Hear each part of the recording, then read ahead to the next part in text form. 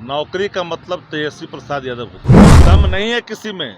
जो नैरेटिव तेजस्वी जी ने यहाँ सेट किया युवा के हित में, बिहार के हित में, उससे कोई अलग बात करने की साहस भी दिखाए। आप लोग को आरक्षण का दायरा ना बढ़े, जाति गणना न सर्वे ना हो, इसके लिए लगातार वो कोर्ट का दरवाजा खटखटाती रही।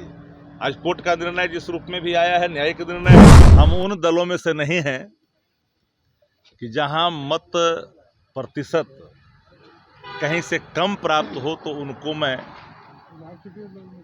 उल्हाना सुनाऊं, उनको अपमानित करूं।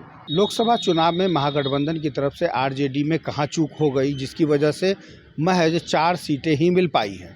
इस बात को लेकर तेजस्वी यादव के आवास पर एक बहुत ही महत्वपूर्ण और अहम बैठक चल रही है, जिसमें विधायक हैं, एमएलसी हैं आरजेडी कोटे के, वो इस मीटिंग में शिरकत कर रहे हैं और समीक्षा बैठक कर रहे हैं। हालांकि इस पूरे मामले पर जब हमने शक्ति यादव से बात की तो उन्होंने साफ तौर पे कहा कि समीक्षा चल रही है और जो वोटिंग का परसेंटेज है वो आरजेडी का बढ़ा है, बावजूद इसकी सीटें कम क्यों आई, इस बात को लेकर एक अहम बैठक चल रही है। क्या कुछ कह रहे हैं शक्ति यादव, आइए हम आपको सुनाते हैं। आगे का क्या रणनीति होगा चुनाव में और क्या करना है बेहतर पार्टी के लिए।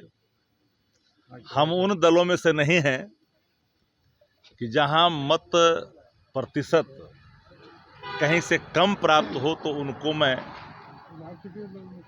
उल्हाना सुनाऊं, उनको अपमानित करूं। हमारे दल सब में विश्वास रखता है और जिन जाति धर्मों का मत प्राप्त हुआ है उनका विश्वास जीतने में तेजस्वी जी ने जो कामयाबी हासिल की है उसको और मजबूत करना है। बिहार की जनता तेजस्वी जी के नीतियों में आस्था रखती है। नौकरी का मतलब तेजस्वी प्रसाद यादव को। तेजस्वी जी ने जो पिच बनाई नौकरी की, मजाल है इस राज्य के अंदर में किसी के अंदर ताकत है उस पिच से हट के कोई बात करे। 3.5 लाख से ऊपर नौकरियां दी गई, 5 लाख के आसपास, और प्रक्रियाधीन था, उसको भी करना है। विभागवार जो नौकरियों को चिन्हित किया गया था, रिक्त स्थानों को, उस पर काम करने के लिए रोड मैप तैयार किए थे। उन्हीं के रोड मैप पर आगे बढ़ना है। अब दम नहीं है किसी में। जो नैरेटिव तेजस्वी जी ने यहाँ सेट किया युवा के हित में, बिहार के हित में, उससे कोई अलग बात करने की साहस भी दिखाए। आप लोग को उम्मीद से बहुत कम सीटें आई, इसकी क्या वजह? हम 40% मत प्राप्त तेजस्वी जी के नेतृत्व में एनडीए ने बिहार में किया है। हम एक लंबी छलांग लगाए हैं। देश और दुनिया में कई तरह की चर्चाएं चल रही है चुनाव परिणाम को लेकर के। हम उस दिशा में नहीं जाना चाहते। हम और सशक्त मजबूत होने के लिए हम जनविश्वास को और मजबूत करेंगे, लोगों के विश्वास को और जीतेंगे। हम लोग उन लोगों में से नहीं न हैं कि वोटवा लेके कह दे कि हमको मत दिया है, हमको काम नहीं करेंगे।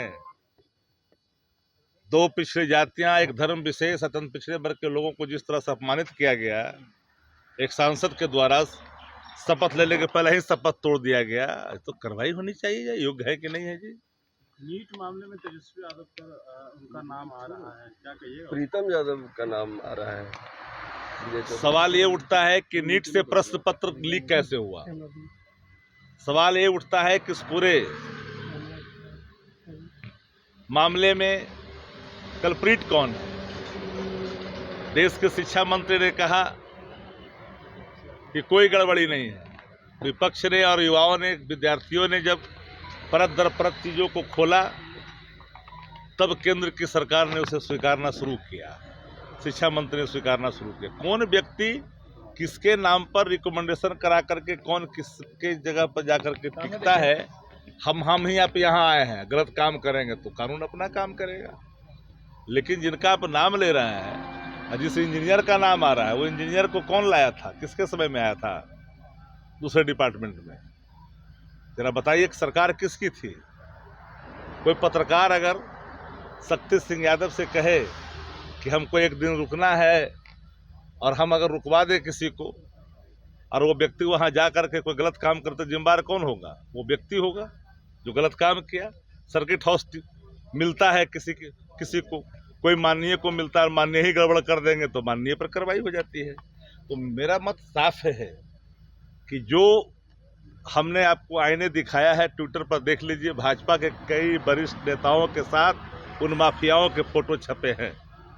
ट्विटर हैंडल पर एक बार जाइए और जा कर के देखिए राष्ट्रीय जनता दल के साइट पर कि कौन कौन लोग के साथ कौन कौन लोग हैं, लीकर लोग, सोलभर लोग। भारतीय जनता पार्टी जहाँ जहाँ है पर्चे लीक होती है, चाहे उत्तर प्रदेश हो, बिहार में हो, 17 महीने में काहे ना कोई पर्चा लीक हुआ था, गुजरात में हो, हरियाणा में हो, हर जगह। अब तो नीट वाला मामला ना आ गया भाई, अब तो देश से सुरक्षित नहीं है। यूपी में तो हुआ जो हुआ ही, अब तो देश स्तर पर हो रहा है। अब हंसुआ के ब्याह में खुरपी के गीत गा रहे हैं, कौन कहाँ टीका हुआ था। आरक्षण का दायरा जो आप लोगों ने बढ़ाया था उस पर हाई कोर्ट ने रोक लगा दी। देखिए ये दुखद है, चूंकि न्यायिक निर्णय है, इस पर कोई टिप्पणी नहीं की जा सकती है। पर ये आरक्षण का दायरा गरीब हित में था, उन वर्गों के हित में था जो शैक्षणिक रूप से, आर्थिक रूप से, सामाजिक रूप से कमजोर थे। उनको ध्यान में रख करके आरक्षण का दायरा बढ़ाया गया था और हम लोगों ने उसके आधार पर सशक्त और मजबूत करने के लिए और ढेर सारे कार्यक्रमों को बनाया। अन्य राज्य भी हैं जो आरक्षण की सीमा को बढ़ाया है और हमने पहले ही, आदरणीय तेजस्वी जी ने पहले ही कहा कि शेड्यूल 9 में डालने के लिए लगातार भारत की सरकार से प्रे करते रहे। लेकिन जो ही जनता दल योग भारतीय जनता पार्टी के साथ सरकार बनाई, दबाव बंद कर दी। इसके लिए अगर कोई दोषी है तो वो दोषी साफ तौर पर देश की हुकूमत है। भारतीय जनता पार्टी शुरू से ही कोर्ट का सहारा ले रही थी। आरक्षण का दायरा न बढ़े, जाति गणना न सर्वे न हो, इसके लिए लगातार वो कोर्ट का दरवाजा खटखटाती रही। आज कोर्ट का निर्णय जिस रूप में भी आया है, न्यायिक निर्णय है। हम तो लगातार कई चीज़ों पर कहते रहे हैं।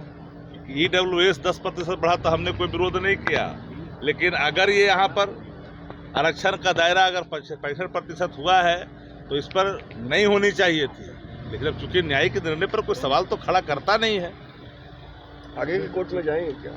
अब तो उसका अध्ययन होगा, आगे की क्या नीति होगी, हम चुप तो नहीं बैठेंगे। तो देखा आपने, शक्ति यादव साफ तौर पे कई मामलों पर बातचीत भी कर रहे हैं। उन्होंने नीट के मामले पर भी अपनी बातों को रखा और जिस तरीके से आरजेडी के ऊपर जो आरोप लग रहे हैं कि नीट के ऊपर भी कहीं ना कहीं आरजेडी के कुछ लोग शामिल हैं। इसके अलावा जो सरकार ने जो आरक्षण के मुद्दे पर जो अपनी बात रखी थी, हाईकोर्ट के उस फैसले की वजह से अब वो निरस्त हो गया है। तो कुल मिलाकर कह सकते हैं कि कहीं ना कहीं अब इस पूरे मामले पर आरजेडी समीक्षा कर रही है और ये कोशिश कर रही है कि 2025 का जो विधानसभा चुनाव होगा उसमें किस तरह से ज़्यादा सीटें होगी और नेता के तौर पे मुख्यमंत्री तेजस्वी यादव बनेंगे। फिलहाल अभी के लिए बस इतना ही।